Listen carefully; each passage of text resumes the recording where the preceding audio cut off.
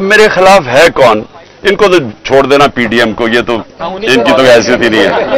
आज देखें, मेरी उनसे कोई लड़ाई नहीं है।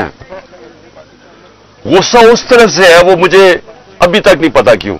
या आप यकीन करें कि मुझे नहीं पता क्यों, क्योंकि मेरी उस तरफ कोई लड़ाई नहीं है। परवेज इलाही के घर में जो हुआ है, उसका पत्थर बंद गाड़ी ने उसका घर तोड़ा है, जो औरतों से हुआ है, जिस तरह का वो, यानी क्योंकि मुझे तो पता है मेरे घर में वो हुआ है, मेरी बीवी अकेली, यहां पत्थर बंद गाड़ी ने दरवाजा तोड़ा और यहां 40 पुलिस वाले चारों ऊपर नीचे। यानी देखें, जो ये किया जा रहा है ना, मैं सिर्फ आपको एक बात बताना चाहता हूं, ये इस मुल्क की तारीख में नहीं हुआ।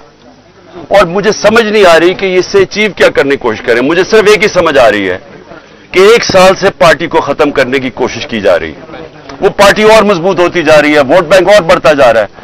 अब वो इधर आ गए कि खौफ फैलाना चाहते हैं।